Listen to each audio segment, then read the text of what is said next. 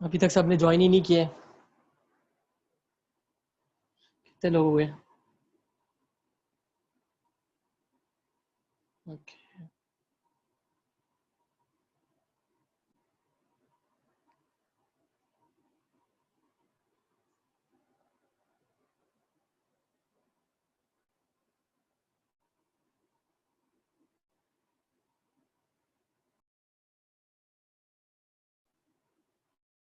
ठीक है, काफी देर वेट कर लिया। ऑलमोस्ट चैप्टर कंप्लीटेड था। मैंने आप लोगों को कॉन्फ़िगरेशन लिखने बोला था। हार्डली एक दो लोग का आया है शायद। हार्डली एक दो लोग का है, दो दो का आया है शायद, मुझे जितना याद है। ओके, तो मैंने प्रीवियस क्लास में आप लोगों को अबाउट प्रिंसिपल पढ़ा दिया था, है ना। अबाउट प्रिंसिपल में तीन चीजें इंक्लूडेड है, that is Pauli's exclusion principle. Pauli's exclusion principle के मुताबिक आपको पता ही है कि पॉली ने ऐसा बोला था कि एक ऑर्बिटल के अंदर एक ऑर्बिटल के अंदर दो ही इलेक्ट्रॉन रह सकते हैं और दोनों की अपोजिट स्पिन होगी, है ना। और दूसरे सेंस में हम ऐसा भी बोल सकते हैं कि no two electrons can have all the four set of quantum numbers same, है ना।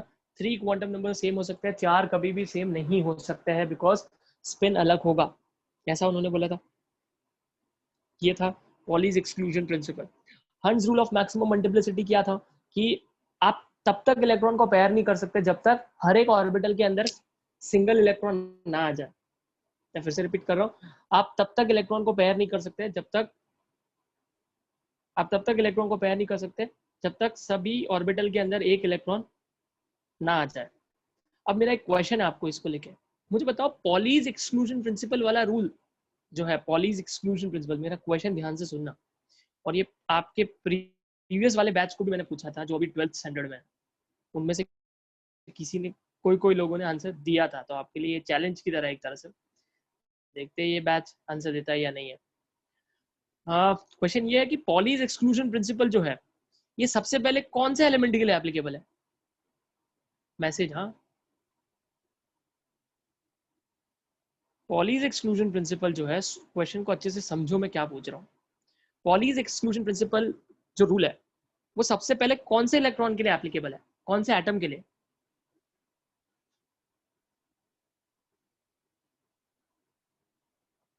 ऐसा क्वेश्चन आया भी है।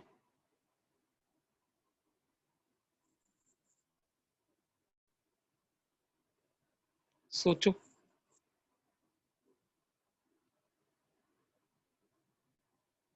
आई होप आपने क्वेश्चन सुन लिया है।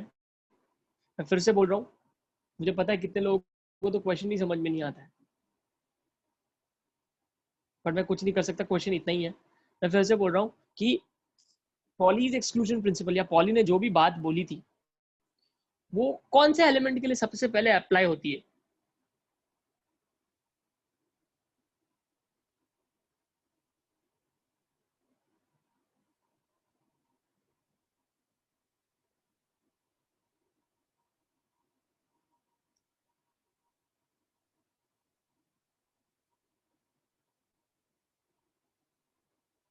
परफेक्ट, सही है, चलो अच्छी बात है, जीत गए। यहाँ पर तीन लोगों ने आंसर दिया है, बट उसमें से दो लोगों का आंसर सही है। नंदनी राइट है, तिशिया राइट है आपका आंसर। अंकिता, आपका आंसर सही नहीं है, या तो आपने चैटिंग टाइप करने में गलती की हो शायद। एक बार आपका आंसर चेक कर सकते हो आप। सौरभ, आपने दो एलिमेंट का नाम लिया है, कौन सा समझू?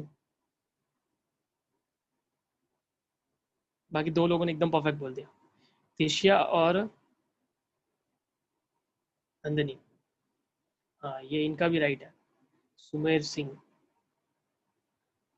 आई होप आप लोगों ने सोच के आंसर दिया, या है ना, सोच के आंसर दिया या सर्च वर्च मार के नहीं दिया?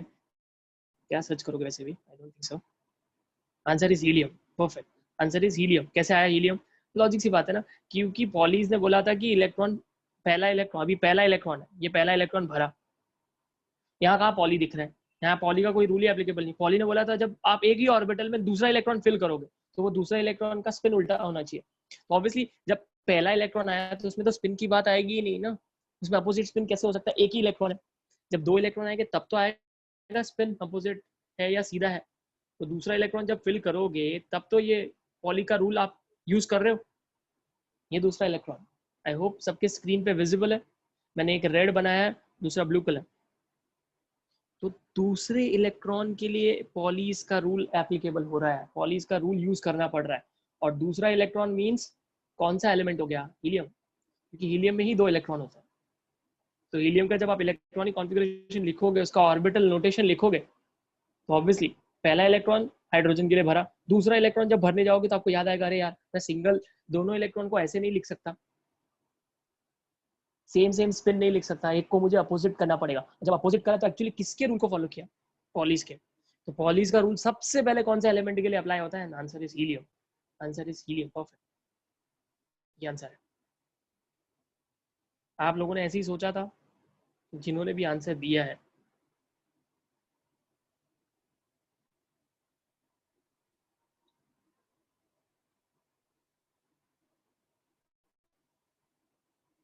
अच्छी बात है अगर आपने ऐसे सोचा, तो बहुत अच्छी बात है ये। तो वही मैं बोल रहा हूँ ना कि प्रीवियस बैच में भी किसी ने दिया था, आप लोगों में से आंसर किसी ने दे दिया, अच्छी बात है। ओके, वापस मेरा दूसरा क्वेश्चन। अभी ये भी उनमें से किसी एक ने तो दिया था, अभी कितने लोगों ने दिया था ये नहीं पता मुझे, बट किसी ने तो आंसर किया था। दूसरा क्वेश्चन वही कि हंस रूल ऑफ मैक्सिमम मल्टीप्लिसिटी जो है वो कौन सा एलिमेंट के लिए सबसे पहले एप्लीकेबल होगा? कौन सा एलिमेंट है जिस पे आप हंस रूल सबसे पहले लगाओगे? सोचो, ये सब नीट है या जेई के क्वेश्चन में कभी ना कभी आया हुआ है। कौन सा ऐसा एलिमेंट है जिस पे सबसे पहले हंस रूल लगने वाला है, या हंस रूल यूज करने की नौबत पड़ जाएगी सबसे पहले कौन सा एलिमेंट के लिए? आई थिंक किशिया आपका आंसर सही है, आई थिंक। चेक कर लेंगे हम। नहीं अंकिता, कैसे पॉसिबल है? दोनों सेम? सोचो सोचो थोड़ा।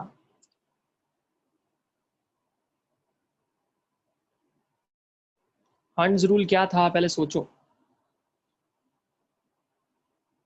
हम इलेक्ट्रॉन को तब तक पेयर नहीं कर सकते जब तक सारे ऑर्बिटल में इलेक्ट्रॉन सिंगल भर जाए। मतलब सबसे पहला कौन सा एलिमेंट होगा जहां पर हम पेयरिंग यूज करेंगे? वो होगा आंसर। आई थिंक तेशिया आपका आंसर सही है।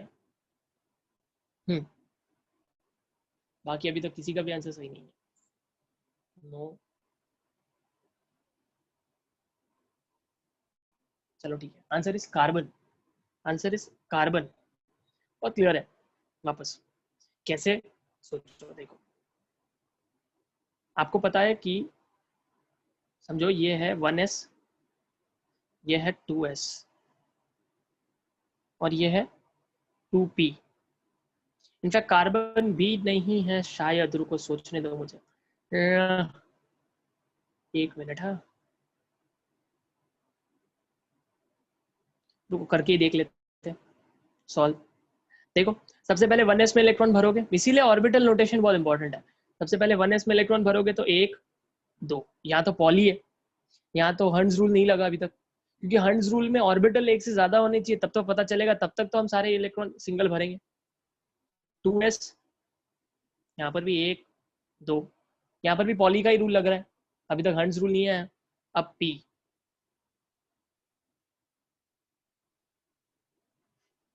p वाला, अब क्या हो रहा है? एक इलेक्ट्रॉन ये भरा, ध्यान से आपकी स्क्रीन पे विजिबल है ये?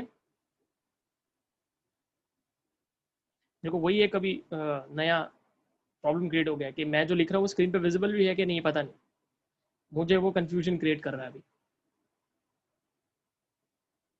स्क्रीन पे विजिबल है क्या आपके?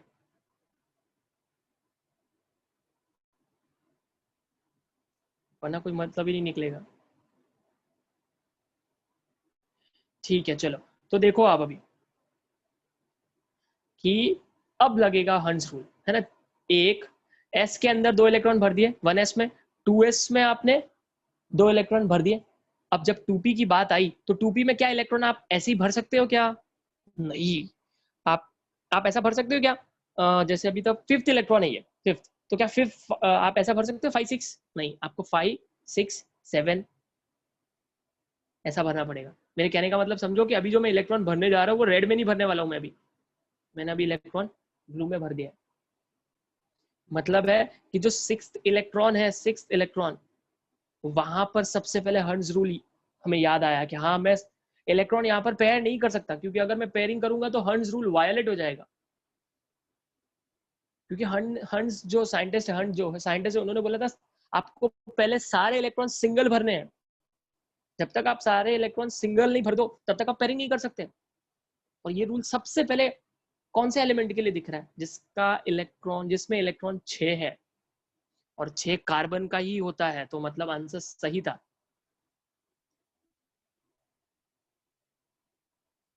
सिक्स्थ इलेक्ट्रॉन पे मुझे याद आया कि मुझे हर्ट्ज रूल को फॉलो करना है।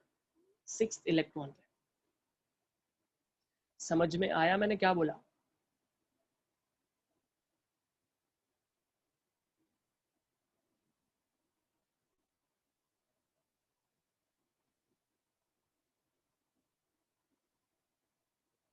ठीक है, तो यहाँ पर राइट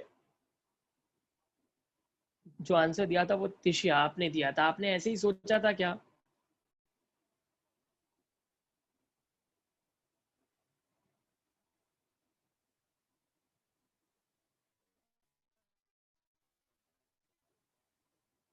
ये उसका एक्सप्लेनेशन है। आप सुन रहे हो? तिशिया, आपने आंसर, आपने इसी तरह से सोचा था क्या? मैं वो पूछ रहा हूँ।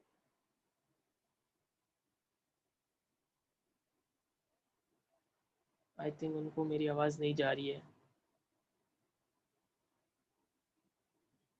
चलो ठीक है, आप सब लोगों को समझ में आ गया? अच्छा, आपने ऐसे ही आंसर बोल दिया, कोई बात नहीं, चलो ठीक है।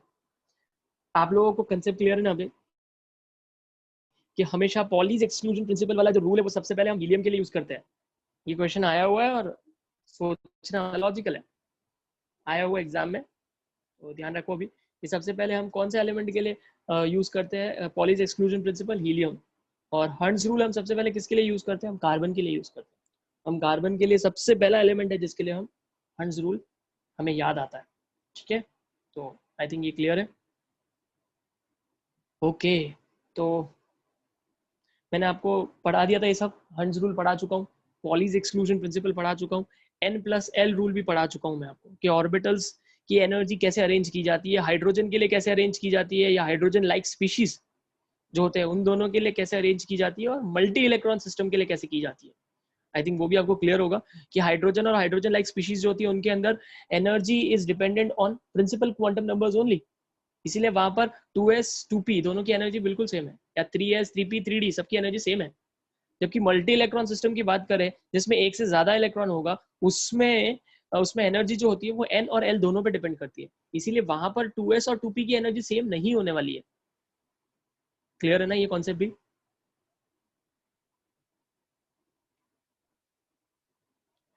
ठीक है, तो ये भी समझा दिया था मैंने आपको, है ना, ये सब चीजें समझा दी। फिर उसके बाद मैंने आपको ये भी बोला था, आपको होमवर्क आपने किया कुछ लोगों ने, बट वो भी बराबर से नहीं किया। क्या प्रॉब्लम किया? मैंने बोला था आप लोगों को कि आपको इलेक्ट्रॉनिक कॉन्फ़िगरेशन भी लिखनी है, साथ में ऑर्बिटल नोटेशन भी लिखना है, बट इट्स ओके। जिन्होंने किया अच्छी बात है, एटलीस्ट किया तो सही, लोगों ने किया ही नहीं। ठीक है, ऑर्बिटल नोटेशन के साथ लिखना था। ठीक है, और मुझे ये भी पता चल गया कि किसने देख के लिखा, किसने बिना देख के लिखा है। यहाँ पर मैंने आपको बोला था कि आपको बिना देख के लिखना है। अब इसमें से 2 लोगों का ही आया है, बट मैं नाम नहीं लूंगा, बट उसमें से एक ने कॉपी करके लिखा है, और वो मैं श्योरिटी से कह सकता हूँ। रीजन में आपको अभी आपको क्लियर क्लिक भी हो जाएगा कि मैंने ऐसा क्यों कैसे बोल दिया, मुझे कैसे पता चल गया। एक मिनट, हाँ रुको, मुझे देखने दो किसने भेजा है, एक मिनट रुको, जस्ट अ मिनट।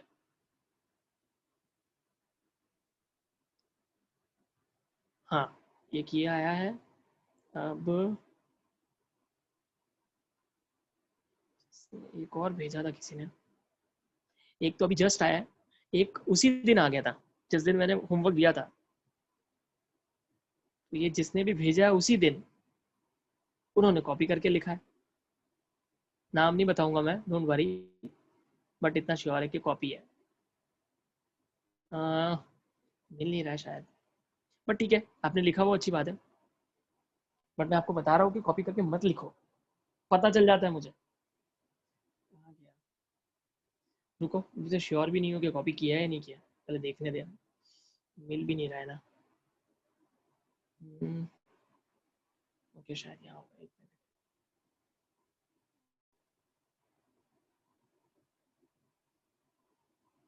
उन्होंने लिखा काफ़ी अच्छा है, सब नाम के साथ लिखा है एलिमेंट के, बट हाँ,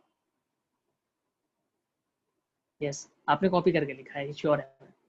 कैसे, मैं बताता हूँ। क्योंकि अगर कॉपी करके नहीं लिखा होता ना, तो आप दो जगह पर गलतियां करते हैं।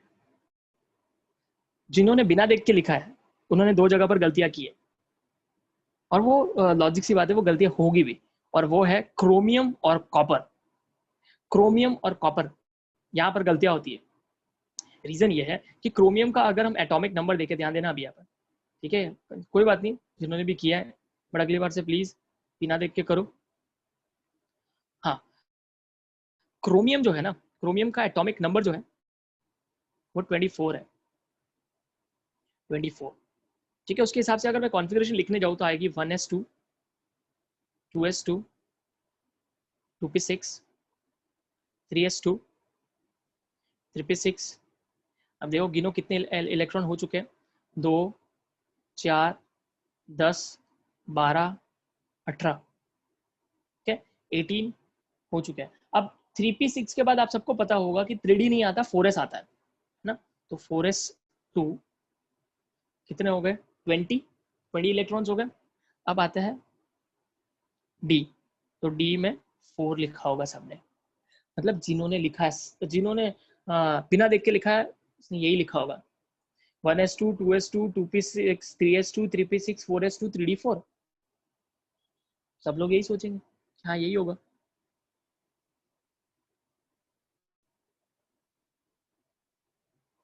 ओके ओके ओके ओके, कोई बात नहीं ना।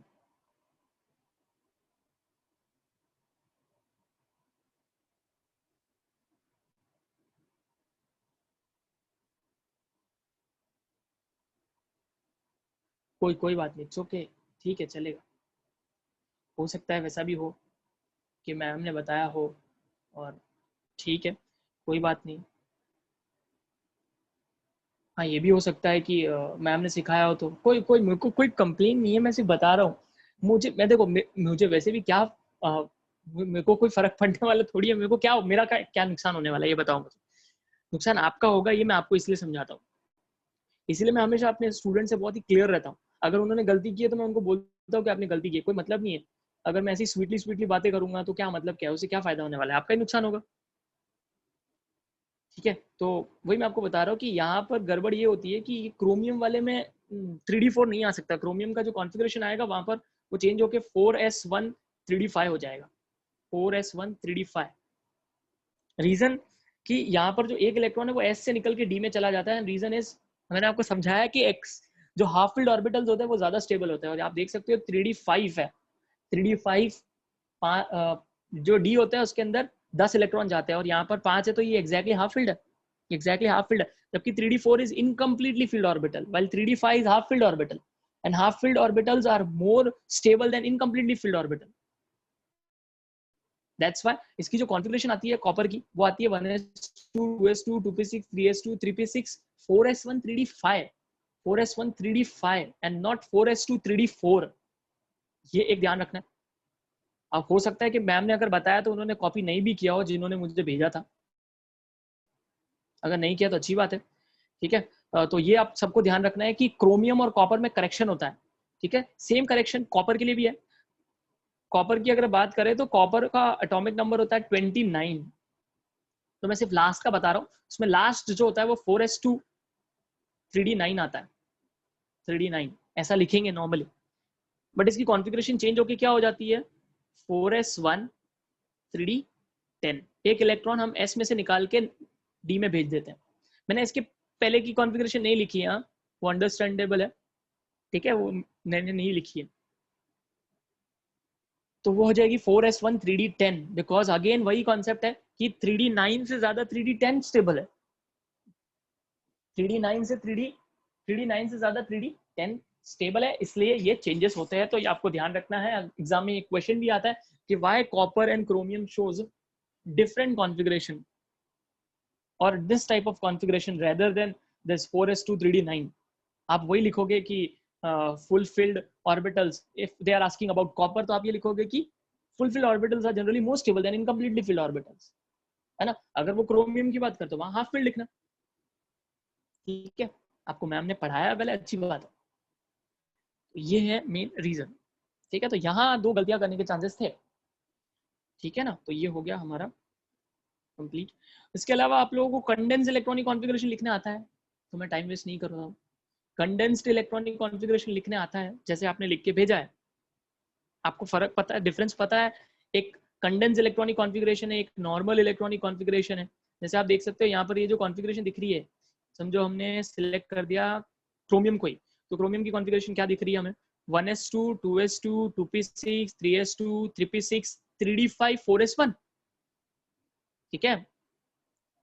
ऐसा लिखा है, वो तो उन्होंने सीक्वेंस बताया, बट वो जो सीक्वेंस है, वो जो लिखा है उन्होंने, उसको बोलते हैं नॉर्मल इलेक्ट्रॉनिक कॉन्फ़िगरेशन। बट उसके बाजू में जो लिखा है argon 4s2 3d5, 4s2 3d5 गलत लिखा है, 4s1 3d5 आना चाहिए। और वो लॉजिक सी बात भी है, नीचे वापस 4s2 3d5, दो एलिमेंट की सेम इलेक्ट्रॉनिक कॉन्फ़िगरेशन कभी हो ही नहीं सकती। तो बुक में करेक्शन भी है ना। 4s1 यहाँ उन्होंने 4s1 लिखा, आगे जाके उन्होंने 4s2 लिख दिया, वो गलती है उनकी। तो वो आएगा 4s1 3d5। तो इन दोनों में डिफरेंस है।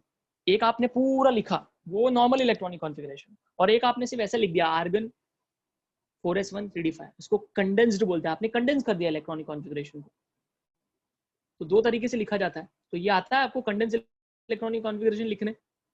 आपको अभी फिलहाल 30 तक आना चाहिए, मोर देन इनफ है। 30 तक आता है बेस्ट, 30 तक की प्रैक्टिस होनी चाहिए। और 30 में दो ही एक्सेप्शन है, क्रोमियम और कॉपर, क्रोमियम एंड कॉपर, ठीक है। आप देख सकते हो कॉपर में भी वही हाल है। कॉपर की इलेक्ट्रॉनिक कॉन्फ़िगरेशन देख लो, argon 4s1 3d10, 4s1 3d10, ठीक है। तो ये किसी को नहीं आता है तो मुझे बताओ। ये सबको लिखना आता है बिकॉज बेसिक है ये।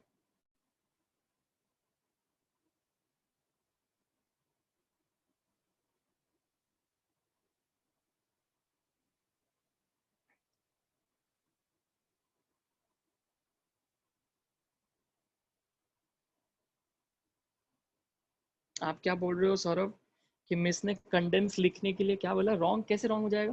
कंडेंस परफेक्ट है। एग्जाम में अगर बोल रहे कंडेंस लिखने के लिए तो कंडेंस लिखने का, एग्जाम में नॉर्मल लिखने बोला तो नॉर्मल लिखने का।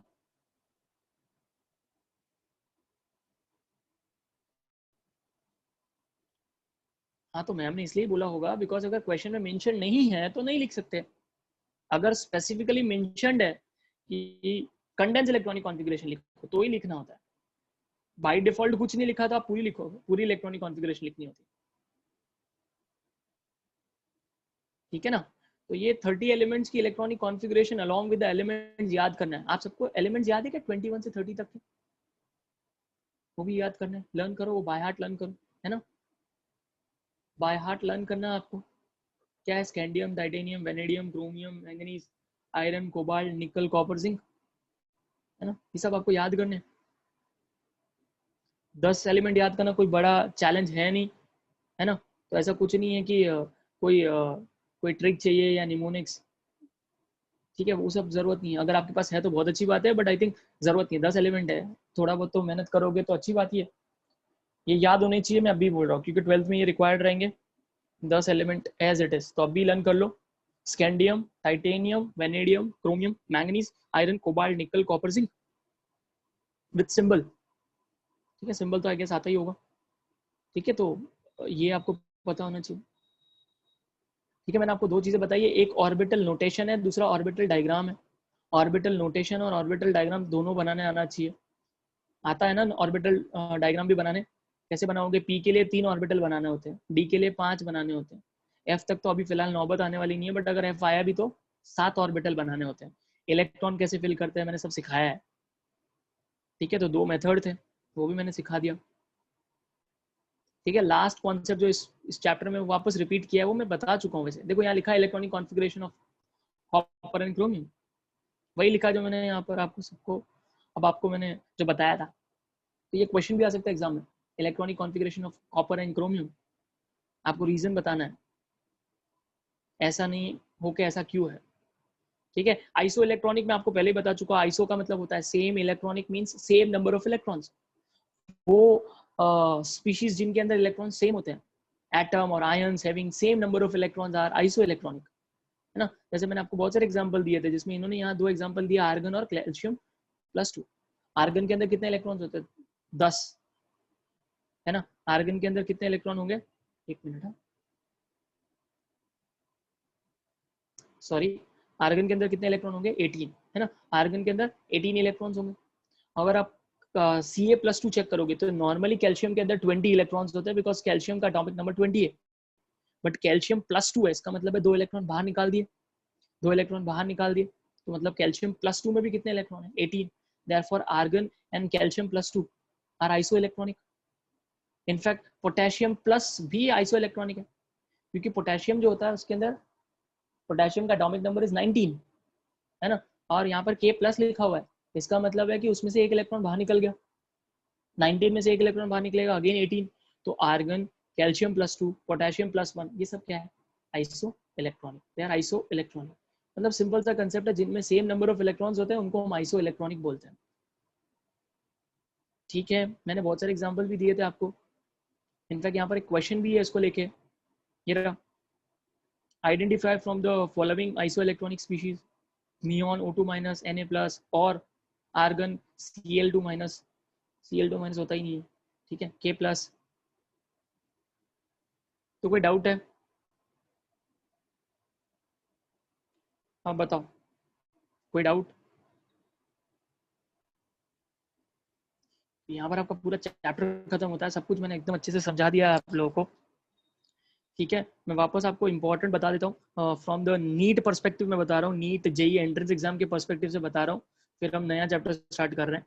नीट जेई और जितने भी एंट्रेंस एग्जाम है उसमें सबसे ज्यादा इंपॉर्टेंट होता है बोज के जो मैंने आपको समझाए थे, आपको डेरिवेशन कोई जरूरत नहीं है भी नहीं आपके बुक में, आपको सिर्फ पता होना चाहिए रेडियस का क्या है, रेडियस का क्या value, 0.529 n²/z angstrom.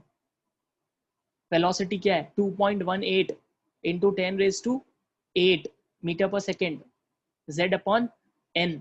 I think वो करेक्शन है, प्लीज आप चेक कर लेना, मेरे को उस दिन भी डाउट था, वो 2.18 इंटू 10⁶ है, आई थिंक 10⁸8 नहीं है, प्लीज वेरीफाई। अगर, क्योंकि मेरे को किसी ने बोला था कि 10⁸8 है, 10⁸8 होगा तो शायद सेंटीमीटर पर सेकेंड होगा, देखो वहां पर मीटर पर सेकेंड है या सेंटीमीटर पर सेकेंड है, क्योंकि आपकी बुक में क्लियर नहीं दिया है, वरना मैं अगले क्लास में आपको क्लियर करके बताता हूँ। जितना मुझे पता है, याद है, 2.18 इंटू 10⁶ मीटर पर सेकेंड है, और 2.18 इंटू 10⁸8 सेंटीमीटर पर सेकेंड है।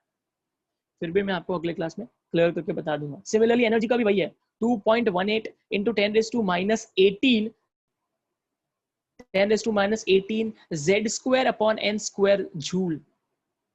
ये सब मैंने आपको बताया था, ये 3 एंट्रेंस पॉइंट ऑफ व्यू से बहुत ज्यादा important. Again entrance point of view से एग्जांपल है वो लाइमन, बाल्मर, पास्चर, वो सब पता होना चाहिए कि उसके उनकी वैल्यूज क्या होगी, है ना। आपको मैंने एक फॉर्मूला भी वहां बताया था वेव नंबर का, वो फॉर्मूला से ही हम पता करते सब कुछ, तो वेव नंबर का फॉर्मूला बहुत ज्यादा इंपॉर्टेंट, ये वाला फॉर्मूला कहाँ गया, तो इन्होंने ये फॉर्मूला बहुत ज्यादा इंपॉर्टेंट है, n1² - n2² सेंटीमीटर इनवर्स, ये वाला, ये बॉक्स बहुत इंपॉर्टेंट है। यहाँ पर कौन से में कौन आते हैं, लाइमन अल्ट्रावायलेट में आता है, बाल्मर विजिबल में आता है, पास्चर इंफ्रारेड में आता है, ये सब बहुत इंपॉर्टेंट है। ठीक है, ये सब बहुत ज्यादा क्वेश्चन आते हैं इसको लेके। ठीक है, इसके अलावा सबसे ज्यादा क्वेश्चन जो आते हैं एंट्रेंस एग्जाम में, वो आते हैं क्वांटम नंबर्स को लेके, क्वांटम नंबर्स को लेके, क्योंकि सबसे ज्यादा इंपॉर्टेंट टॉपिक है। बाकी आई थिंक क्लियर होगा चैप्टर। किसी को कोई डाउट है तो आप मुझे अगले क्लास में बता सकते हो, मैंने हर एक एस्पेक्ट अच्छे से रीड करके सब कुछ समझाया है। अगर आपको फिर भी कोई डाउट है आप मुझे बता सकते हो। ठीक है, किसी को कोई डाउट?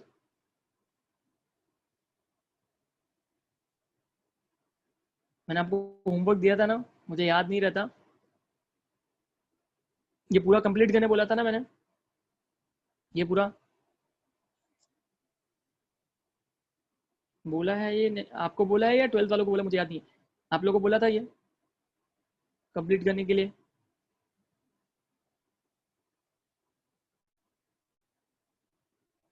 आपको नहीं बोला? अच्छा, मेरे ख्याल से मैंने उन लोगों को बोला होगा, वो उनके चैप्टर को लेके 4 days में कंप्लीट करना है आप लोगों को। ये आपको भी वही बोलता हूँ, ये 4 days में आपको पूरा कंप्लीट करना है सब कुछ। Match the pair and all, सब आपको जितना आपको खुद से आता है वो सब आपको खुद से लिखना है, ठीक है। इसमें से आपको कौन सा देख के लिखना होगा, that is postulates of Bose theory, demerits of Bose, है ना। ये कुछ चीजें जो देख के भी नहीं, आपको पढ़ना है फिर लिखना है, ठीक है। आप देखो ऐसे लिखा, right the condense orbital notations of the electronic configuration of the following elements. यहाँ कंडेंस बोल रखा है तो कंडेंस ही लिखना है। ऊपर क्वेश्चन क्या है, right electronic configuration of iron Fe+2 and Fe+3। वहां नॉर्मल लिखना है, वहां कंडेंस लिखना मत फिर, क्योंकि वहां मेंशन ही नहीं किया उन्होंने। Right the orbital notations. NCERT भी पढ़ना जरूरी है। इस चैप्टर को लेके एनसीईआरटी कुछ पढ़ने की जरूरत नहीं, बस मैंने जितना बताया उतना मोर देन इम्पोर्टेंट इनफ। कुछ पॉइंट्स है जो एंट्रेंस के लिए जरूरी है, बट वो अभी नहीं, वो अभी मतलब भी नहीं है। अभी पहले बोर्ड्स तो कवर हो जाए, पहले बोर्ड्स कवर हो जाए, उसके बाद ही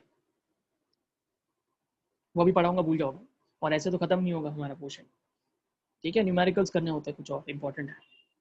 बाकी मोस्टली जो एंट्रेंस एग्जाम में ज्यादा जो फोकस रहता है ना एंट्रेंस एग्जाम का, वो क्वांटम नंबर्स पे रहता है ज्यादातर। मैं ज्यादातर बोल रहा हूँ, हाँ, ऐसा नहीं है कि बाकी कुछ और नहीं आ सकता, आता है, ठीक है। तो मैं आपको ये समझा रहा हूँ। यहाँ देख सकते हो आप, right the orbital notation for the elements in the orbitals in the following quantum numbers with the following quantum numbers. I think आपको ये लिखना आता होगा। पहला वाला बताओ आंसर क्या आएगा, n=2 l=1। पहले का आंसर बताओ, चलो जल्दी।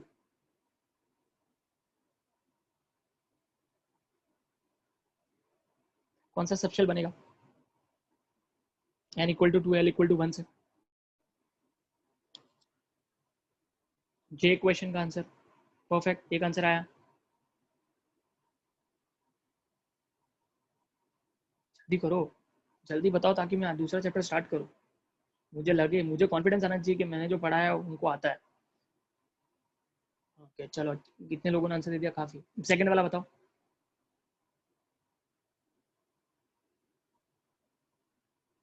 सेकंड का आंसर बताओ।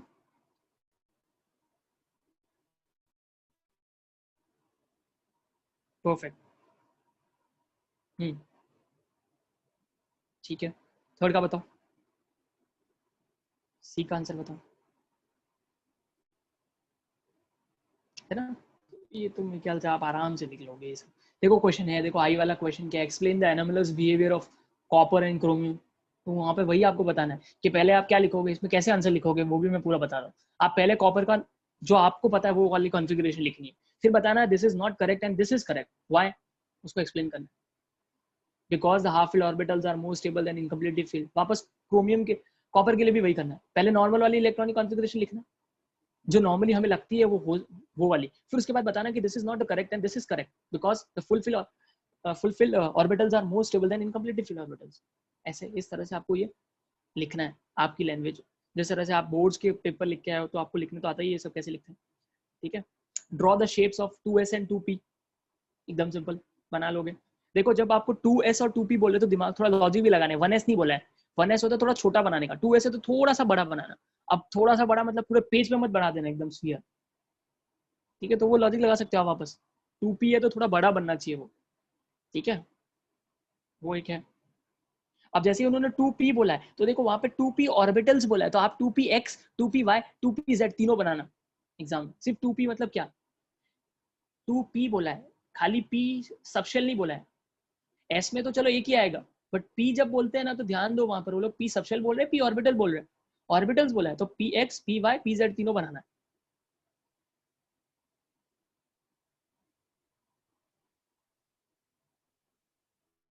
हाँ, अनपेड इलेक्ट्रॉन बताने आता है, अनपेड इलेक्ट्रॉन बताने आएगा। चलो बताओ क्रोमियम में कितने अनपेड इलेक्ट्रॉन होंगे। चलो आपके लिए मैं ना फिलहाल यहाँ पर ये रखता हूँ ताकि आप इससे आसानी से बता सकते हो। चलो इसमें से देख के बताओ, क्रोमियम के अंदर कितने अनपेड इलेक्ट्रॉन है। आपने बोला था आप लोग को आता अनपेड इलेक्ट्रॉन फाइंड करने, बताओ क्रोमियम के अंदर कितने अनपेड इलेक्ट्रॉन है?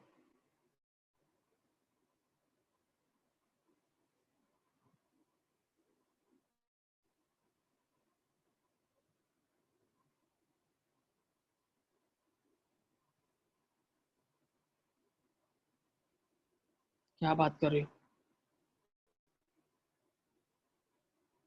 2 लोगों ने आंसर दिया है, 3 लोगों ने, देखना पड़ेगा।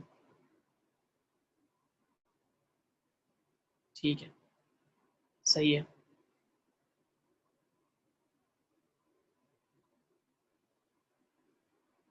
क्रोमियम में कितने अनपेड इलेक्ट्रॉन होने वाले हैं? 6 है ना, क्योंकि 4s1 3d5 है, तो डी के अंदर 5 के 5 और 4s1, एस में 1, आंसर इज 6। 6 अनपेड इलेक्ट्रॉन है ना, 6 अनपेड इलेक्ट्रॉन है। परफेक्ट। सिमिलरली इसका बताओ क्या है ये, silicon, Z is equal to 14। Silicon, देखो सिलिकॉन में कितने अनपेड इलेक्ट्रॉन?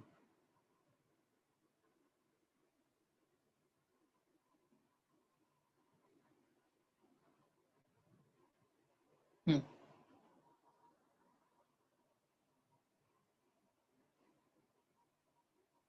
तिशिया चेक करो एक बार, आपने जो आंसर दिया है। सौरभ आप भी, 2 लोगों ने आंसर सही दिया है। सिलिकॉन, ध्यान से देखो सिलिकॉन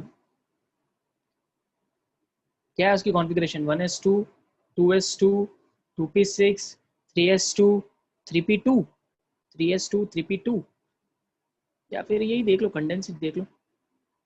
अब कितने होने चाहिए अनपेड इलेक्ट्रॉन?